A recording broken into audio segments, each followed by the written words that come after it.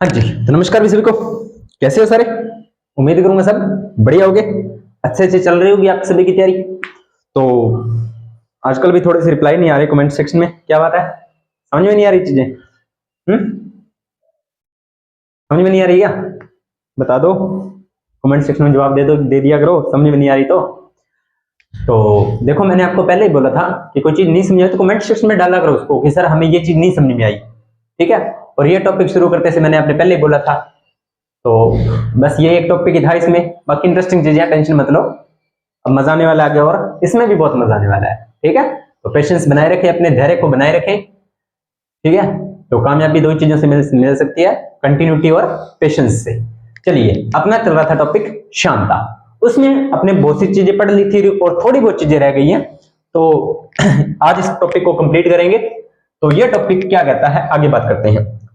तरल प्रवाह, शब्द को तोड़ो, वही काम, शब्द को तोड़ना ही तो काम है हमारा, ठीक है। शब्द को तोड़ना है अपने, किसी और चीजों को नहीं तोड़ना। तो शब्द को तोड़ेंगे तो तरल, तरल का मतलब होता है लिक्विड फॉर्म में जो भी पदार्थ है, लिक्विड फॉर्म में जो भी पदार्थ है उनको तरल पदार्थ बोलते हैं। प्रवाह का मतलब होता है बहना, चलना। प्रवाह का मतलब होता है चलना या बहना। तो द्रव का बहना, बहना मतलब बहन वाला बहना नहीं है, बहना मतलब चलना, समझ आ रहे कि पानी बह रहा है, बागड़ी में पानी डुड़ गयो, वो बड़ा बहना, ठीक है। तो इसका जो प्रवाह होता है वो धारा रेखीय होता है, धारा रेखीय। तो शब्दों को तोड़ो फिर, धारा रेखीय यानी कि एक ही दिशा में। तो क्या कह रहा है ये, जब द्रव का प्रत्येक कण प्रवाह के दौरान उसी बिंदु से गुजरता है जिस बिंदु से पहले वाला कण गुजरा हो। जब द्रव का प्रत्येक कण यानी कि कोई भी द्रव है उसका हर एक कण धारा रेखीय प्रवाह से, यानी कि जब प्रवाह कर रहा हो, जब द्रव का पहला कण मान लीजिए गति किया, उसके बाद में दूसरा कण भी उसी पर जाएगा, तीसरा कण भी उसी पे जाएगा, चौथा कण भी उसी पे जाएगा, जिसे अपने बोलते हैं भेड़ चाल। भेड़ चाल बोल देते हैं कि एक गया उसी के पीछे पीछे दूसरा, उसी के पीछे पीछे तीसरा। अगर द्रव के कण ऐसा व्यवहार दर्शाएंगे, भेड़ चाल वाला व्यवहार दर्शाएंगे, तो उसे बोलेंगे धारा रेखीय प्रवाह। यही बात ये बोल रहा है, जब द्रव का प्रत्येक कण प्रवाह के दौरान यानी कि जब वो बह रहे हैं उस दौरान उसी बिंदु से गुजरता है जिस बिंदु से पहले वाला कण गुजरा हो, तो वह जो द्रव का प्रवाह होता है वो हमारा धारा रेखीय प्रवाह होता है। स्क्रीनशॉट लो इसका ताकि आपको बाद में दिक्कत ना आए, ठीक है। ये होता है हमारा धारा रेखीय प्रवाह। चलो जी आगे बात करते हैं, आगे क्या कह रहा है और कौन क्या कह रहा है। क्रांतिक वेग, क्रांतिक वेग क्या होता है उसको देख लेते हैं। वेग का मतलब क्या होता है, चलने की स्पीड, चाल वेग एक ही तो बात है। अब धारा रेखीय प्रवाह में गति कर रहा है यानी कि उसको कोई मोड़ घोड़ की जरूरत तो है नहीं, चाल और वेग में डिफरेंस बताया था ना, सीधी रेखा में गति करता है तो वेग आएगा। यदि द्रव का प्रवाह का वेग, यदि द्रव के प्रवाह का वेग यानी कि द्रव जो बह रहा है उसकी कोई स्पीड है एक निश्चित वेग से कम हो, एक निश्चित वेग से कम हो, तो द्रव धारा रेखीय प्रवाह गति करेगा।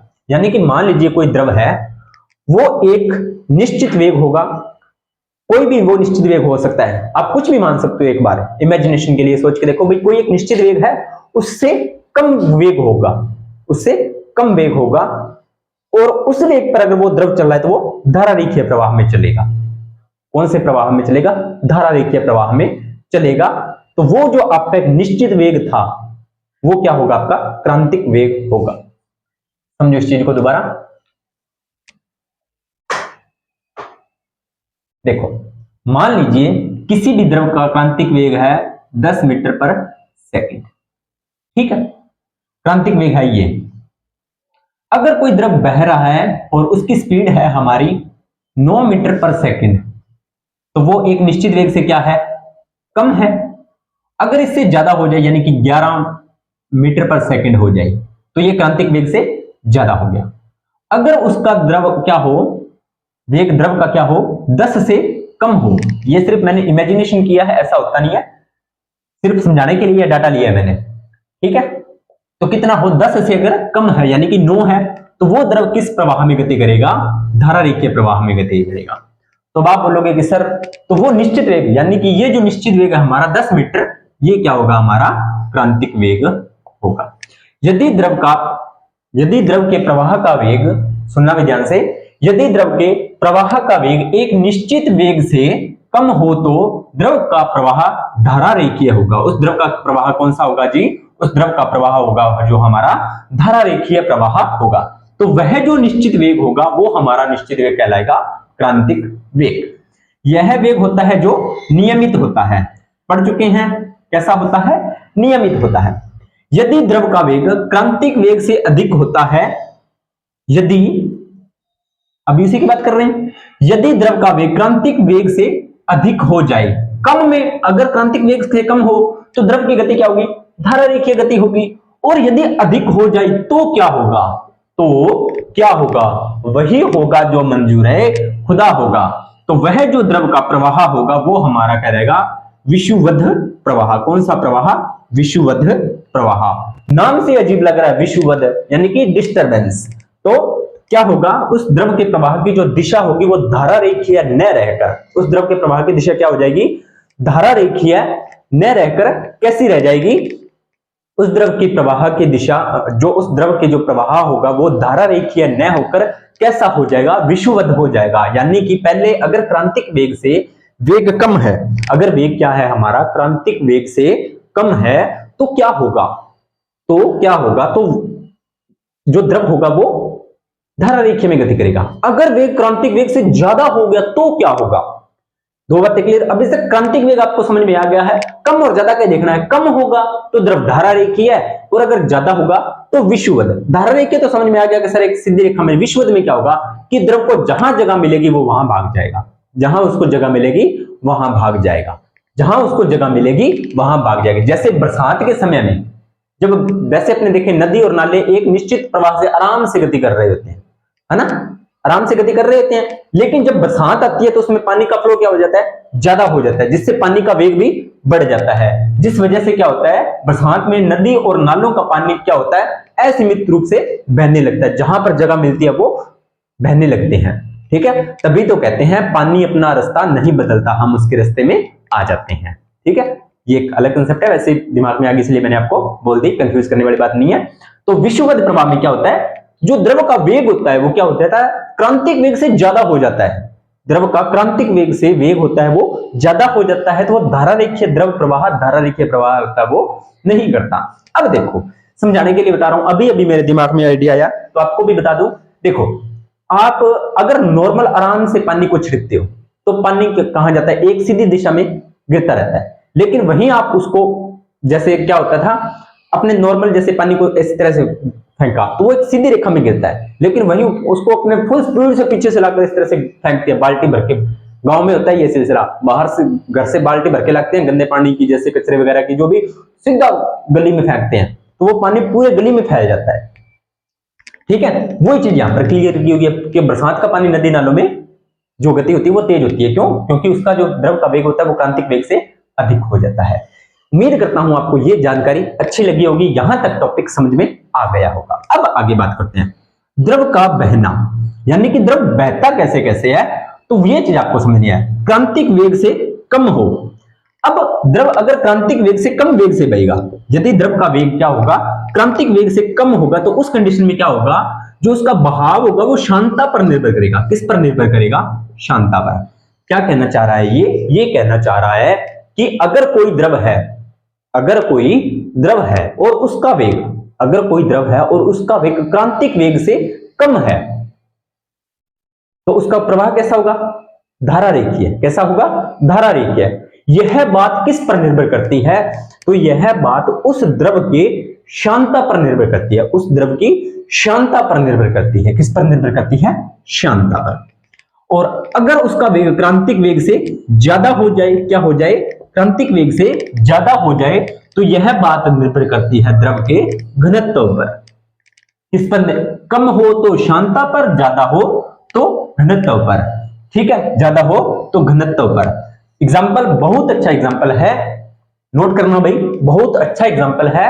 क्या एग्जाम्पल है कि ज्वालामुखी से निकलता हुआ लावा अधिक गाढ़ा होता है। नोटिस कर लेना, ज्वालामुखी जब फटता है तो उसका जो लावा होता है ना वो बहुत गाढ़ा होता है, यानी कि उसकी सांद्रता क्या होती है, अधिक, लेकिन उसका जो घनत्व होता है ना वो बहुत कम होता है। घनत्व क्या होता है जी, बहुत कम होता है। किसके, ज्वालामुखी के लावे का, जिस वजह से वो तेजी से बहता है, जिस वजह से तेजी से बहता है। तो क्वेश्चन बनता है कि ज्वालामुखी का लावा बहुत तेजी से क्यों बहता है, तो उसके घनत्व की कमी की वजह से सांद्रता अधिकतर होने के बावजूद भी। क्लियर, ज्वालामुखी का जो लावा होता है उसकी सांद्रता ज्यादा होती है, लेकिन घनत्व कम होने की वजह से वो तेजी से बहता है। ये बात यहाँ पर प्रूफ होती है। चलिए आगे है, एक वैज्ञानिक है जिसने कुछ 2-4 बातें कही थी। यहाँ पर आपको 2-3 फार्मूले याद रखने हैं। बर्नौली प्रमेय, प्रमेय है तो समीकरण है, आपको 1-2 बातें याद रखनी पड़ेंगी। समझते इस बात को, स्क्रीनशॉट ले लिया होगा आपने। चलिए आगे बात करते हैं। चलिए क्या कह रहा है ये बर्नौली जी, बर्नौली जी की बात भी सुन लेते हैं। इतनों की बातें सुन ली तो इसकी और सुन लेते हैं, है ना। न्यूटन की सुन ली, आइंस्टीन की सुन ली, और भी बहुत से वैज्ञानिक आए हैं उनकी भी सुन ली, स्ट्रोक की सुन ली, स्नेल की सुन ली। तो बर्नौली जी को फिर क्यों नाराज करें, उनकी भी सुन ले क्या कह रहे हैं ये, है ना। अपना काम है सुनना, तो आज हम इनकी सुनेंगे तो कल हम किसी को सुनाएंगे, ठीक है। चलिए बर्नौली प्रमेय क्या कहती है, बर्नौली जी क्या कहते हैं, तो ये कहते हैं कि आदर्श द्रव, तो आदर्श द्रव क्या होते हैं, कल बता दिया था। वैसे आदर्श द्रव होते हैं वे द्रव जिनकी ना तो कोई सांद्रता हो, यानी कि सांद्रता क्या हो, शून्य, सांद्रता शून्य, तो उस द्रव को क्या बोलते हैं, अशान बल, अशान बल, अशान द्रव, सॉरी अशान बल नहीं, अशान द्रव। और क्या हो उनका, जो आपका इसमें अशान बल और असंपीड्यता, असंपीड्यता यानी कि उसे संपीड़ित नहीं किया जा सके। ऐसा कोई अभी तक द्रव है ही नहीं जिसे संपीड़ित नहीं किया जा सकता। तो अगर आदर्श द्रव वही होते हैं वो जो क्या हो, असंपीड्य हो और अशान द्रव हो। तो जो बर्नौली जी ने बात कही थी वो आदर्श द्रव को लेकर कही थी कि असंपीड्यता व अशान द्रव धारा रेखीय जो द्रव है, जो धारा रेखीय प्रवाह करेंगे, यानी कि आदर्श द्रव अगर धारा रेखीय प्रवाह करता है या धारा रेखीय प्रवाह से बहता है, तो उसके मार्ग के प्रत्येक बिंदु पर, उसके मार्ग के, उसके रास्ते के प्रत्येक बिंदु पर इसके एकांक आयतन या एकांक द्रव्यमान की कुल ऊर्जा नियत रहती है। यानी कि ये कहना चाह रहा है कि अगर कोई द्रव जो कि क्या हो, आपका आदर्श द्रव हो, आदर्श द्रव यानी कि अशान और असंपीड्य, ऐसा अगर कोई द्रव बहता है तो उनमें क्या होता है कि उनकी जो ऊर्जा है, जिसकी बहने की जो कुल ऊर्जा है, बहने की जो कुल ऊर्जा है वो ऊर्जा हमेशा नियत रहेगी, एकांक क्षेत्रफल और एकांक आयतन पर हमेशा क्या रहेगी जी, हमारी ऊर्जा नियत रहेगी। जैसे कि दाब ऊर्जा, आपकी गतिज ऊर्जा, आपकी स्थितिज ऊर्जा, ये हमेशा क्या रहेगी, नियत रहेगी। तो ये समीकरण आप नोट कर लेना। एकांक आयतन के लिए समीकरण क्या है, ये P दर्शाता है ऊर्जा को, तो half small p v square plus half pgh। अगर ध्यान हो आपको, मैंने आपको पिछली क्लास में जब अपनी ऊर्जा के बारे में पढ़ा था तो आपको एक चीज बताई थी, गतिज ऊर्जा का सूत्र, गतिज ऊर्जा का सूत्र होता है हमारा हाफ mv स्क्वायर और स्थितिज ऊर्जा का होता है mgh। ये दो फॉर्मूले, तो ये देखो यहां पर भी तो फॉलो हो रहे हैं ना, हाफ pv स्क्वायर और हाफ pgh, इन दोनों का योग क्या होगा, हमेशा नियत रहेगा। बस यही बात ये बोल रहा है। एकांक द्रव्यमान के लिए भी यही p बटा p small half v square plus gh नियतांक, बस ठीक है। यह जो दोनों समीकरण है ये गैसों के लिए भी सत्य है, यानी कि ये गैसों पर भी लागू होती है, ठीक है। इस समीकरण से एक बात प्रूफ होती है कि दाब बढ़ने पर वेग में कमी आएगी, दाब बढ़ाएंगे किसी द्रव का तो उसके वेग में कमी आ जाएगी, द्रव या गैस का। अपने यहां पर थोड़ा सा गैस की बातें कर लेते हैं। अगर गैस का दाब कम होगा तो उसके वेग, दाब बढ़ेगा तो वेग में क्या आएगी, कमी आएगी, और वेग बढ़ेगा तो दाब ऑटोमेटिकली कम हो जाएगा, ठीक है। अब इसके कुछ अनुप्रयोग हैं, यानी कि कुछ प्रैक्टिकल्स हैं जो आप डेली लाइफ में देखते हो। प्रैक्टिकल 3-4 बातें हैं। उस प्रैक्टिकल को करने से पहले अब मैं आपको एक स्टोक्स का नियम बता देता हूं। स्टोक्स का नियम, यह नियम क्या कहता है, यह द्रव की सांद्रता मापने की इकाई होती है, यानी कि यह सांद्रता मापन का नियम है। तो ये आपको इसका सूत्र है जो आपको याद रखना है, बस 2/9 आर स्क्वायर पी माइनस ए बटा में एन थीटा इक्वल्स टू जी। ठीक है, ये आप सूत्र नोट कर लेना भाई, अगर याद होता है तो ठीक है, नहीं तो इतनी वो गहराई तक नहीं जाएगा, क्योंकि अब इसको मैं प्रूफ करने बैठ गया तो ये बहुत लंबा हो जाएगा, जो कि आपके काम की चीजें अभी बेसिक अपने कर रहे हैं, तो वो चीजें आपके नहीं सिलेबस से बाहर है, जो आपके इसको प्रूफ अपने करने की जरूरत नहीं है। तो आप ये थ्योरेटिकली याद कर लो तो भी आपका काम चल जाएगा। अनुप्रयोग देख लेते हैं। वेंटूरीमीटर, पहला है वेंटूरीमीटर। तो ये वेंटूरीमीटर क्या होता है? तो वेंटूरीमीटर, हाँ जी, वेंटूरीमीटर क्या होता है? तो वेंटूरीमीटर होता है नली में द्रव के प्रवाह की दर ज्ञात की जाती है। कोई भी नली है उसमें द्रव की प्रवाह की गति क्या है, या द्रव के प्रवाह की दर क्या है, कि किस दर से वो प्रवाह कर रहा है। तो यह प्रवाह दर ज्ञात करने का सूत्र है आपको जो ध्यान में रखना है। देखो, वेंटूरीमीटर क्या होता है?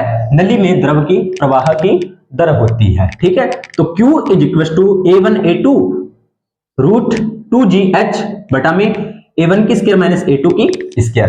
A1 A2 अनुप्रस्थ काट का दाबांतर होता है। ठीक है, यानी कि कोई भी नली है उसके प्रत्येक बिंदु पर जब अपने काटेंगे इस तरह से, देखो भाई, ये मान लीजिए कोई नली है, इसमें द्रव की प्रवाह ज्ञात करेंगे तो ये A1 हो गया, ये A2 हो गया, इन दोनों के बीच का जो दाबांतर है, यहाँ पर A1 A2 इस बात को प्रूफ कर रहा है, ये चीज। ठीक है, उसके बाद में ये फॉर्मूला लगाओ और आपका दाबांतर प्रवाह दर निकल जाएगी। ठीक है, दूसरा है, समुद्र में विपरीत दिशा से आते दो जलयान आपस में टकरा जाते हैं। सॉरी भाई, पहला वेंटूरीमीटर क्लियर, नली में द्रव की दर ज्ञात की जाती है, बस इतने में आपका काम हो जाएगा। दूसरा, समुद्र में विपरीत दिशा से आते दो जलयान आपस में टकरा जाते हैं। देखो, जो बड़े समुद्र होते हैं आप उसमें क्या होता है, एक जलयान इधर से आ रहा है, एक जलयान इधर से आ रहा है, दोनों जलयान आते हैं तो उनकी क्या होती है, जो आपकी स्पीड होती है वो ज्यादा होती है, जिससे क्या होता है उनका दाब, गति ज्यादा तो दाब ऑटोमेटिकली कम हो जाता है, जिस पर वायुमंडलीय दाब का प्रभाव रहता है।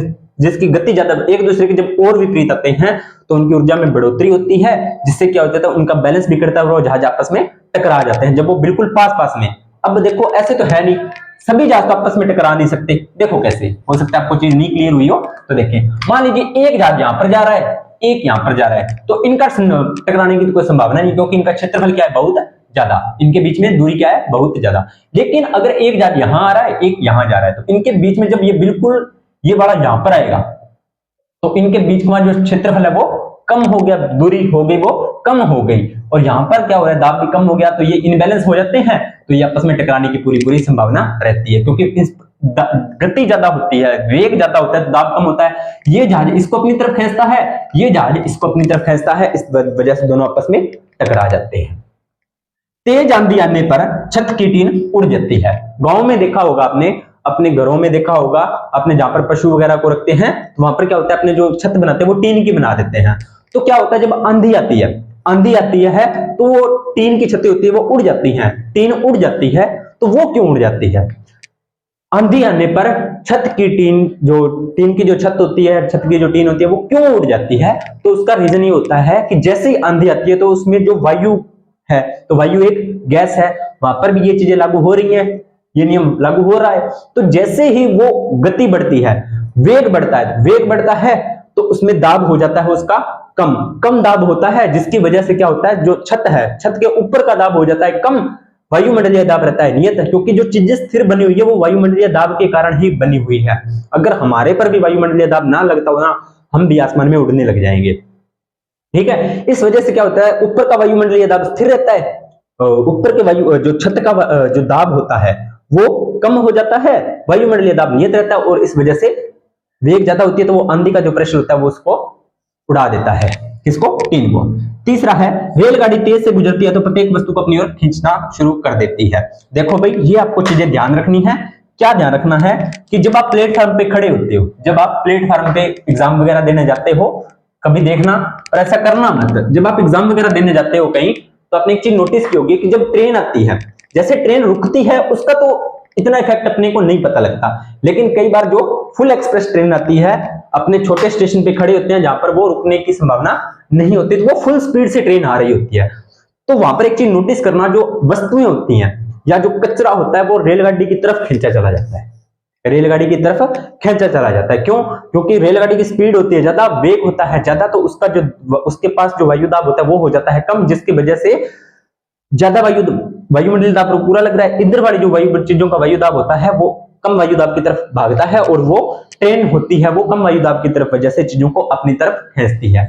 इस वजह से अगर कहीं ट्रेन गुजर रही है तो आप उसके पास न खड़े होए, क्योंकि कम वायु दाब की वजह से ट्रेन अधिक गति की वजह से वो आपको अपनी तरफ खींच सकती है। इस चीज का आप विशेष ध्यान रखें। अनुप्रयोग से आपको 3 या 4 क्वेश्चन मिल सकते हैं। पहला अनुप्रयोग क्या था? वेंटूरीमीटर, नली में द्रव की प्रवाह की दर ज्ञात करना। वेंटूरीमीटर, नली में द्रव के प्रवाह की दर ज्ञात करना। दूसरा, समुद्र में विपरीत दिशा से आते हुए 2 जलयान आपस में क्यों टकरा जाते हैं? यही रीजन। तीसरी बात, आंधी में टीन की छत क्यों उड़ जाती है? यही रीजन। चौथा, रेलगाड़ी जब तेजी से प्लेटफॉर्म से गुजरती है तो उसके कचरे होते हैं वो आपस में उस रेलगाड़ी की तरफ क्यों आकर्षित होते हैं या उसकी तरफ क्यों भागते हैं? तो ये भी कम दाब का और तेज गति का नियम लगता है। क्लियर? उम्मीद करता हूं ये क्लास आपको अच्छी लगी होगी। अगर फिर भी आपको कोई चीजों में डाउट हो तो कमेंट सेक्शन में डाल लें, आपको जरूर उसका रिप्लाई मिलेगा। क्लास को ज्यादा से ज्यादा लाइक करें, शेयर करें, कमेंट करें, सब्सक्राइब करें। मैं देख रहा हूं कुछ दिन से सब्सक्राइब नहीं आ रहे, चलो कोई बात नहीं, व्यू नहीं आ रहे, कम से कम वीडियो को देखकर रिस्पॉन्स तो दिया करो, वीडियो को लाइक तो किया करो। देख लेते हो वीडियो को लाइक करने में आपका क्या जाता है, हमें आपका लाइक मिल जाता है ना, इतने में हमारा बहुत मोटिवेशन हो जाता है। तो वीडियो को लाइक किया करो भाई। बाकी कोई बात नहीं, जिसको नहीं अच्छी लगे तो अब क्या कर सकते हैं, हर किसी की पसंद अच्छी नहीं होती। हाँ, क्वालिटीज का आपको बता दिया, अभी थोड़े दिन और थोड़ा सा है इश्यूज, बाद में इसकी बोर्ड की भी क्वालिटी आपको सुधारी हुई मिल जाएगी। तो हम भी मेहनत कर रहे हैं, तो आप भी थोड़ा सा सपोर्ट कीजिए। इससे ज्यादा कुछ नहीं चाहिए, आपका लाइक कमेंट शेयर सब्सक्राइब, बस इससे ज्यादा कुछ नहीं। आप हमें सपोर्ट करते हो तो हम भी आपका पूरा पूरा ध्यान रखते हैं। और रवि सर ने भी आपके कहने पे, जो मैंने आपको बोला था, कल्चर की क्लासें शुरू हो गई आपकी, एक दिन हिंदी, एक दिन कल्चर, एक दिन हिंदी, एक दिन कल्चर, और कल्चर वो बहुत अच्छा करवा रहे हैं। और उसके बाद में देखते हैं भाई। हाँ, एक बात और, ग्राम सेवक के सभी भावी अभ्यर्थियों को मेरी तरफ से, रवि सर की तरफ से, टेक्निकल टीम की तरफ और biology king bye Narendra Kumar YouTube की चैनल की तरफ से सभी को हार्दिक शुभकामनाएं। All the best. अच्छे से तोड़ फोड़ के आइए, एग्जाम को बढ़िया करके आइए। अच्छे से आपको बस आकर रिस्पांस बता देना कि सर एग्जाम में से क्वेश्चन आए थे जो आपकी क्लास से देखकर गए थे। प्लेलिस्ट देख लेना, क्वेश्चन आंसर की है, वहां से आपको क्वेश्चन मिल जाएंगे। अगर आप पहली बार इस चैनल पे जुड़े हो, क्योंकि अब एक दिन में तो सारा कुछ हो नहीं सकता, बस फटाफट करके उसको क्लासेस के देख जाना, आपको क्वेश्चन मिल जाएंगे। ठीक है? उसके बाद में एक बात आपके लिए मैं फिर बोलना चाहूंगा कि ध्यान से भरना इन काले गोलों को, ध्यान से भरना इन काले गोलों को, यह आपकी किस्मत चमकाने का हुनर रखती हैं। तो मिलते हैं नेक्स्ट क्लास के अंदर, तब तक धन्यवाद।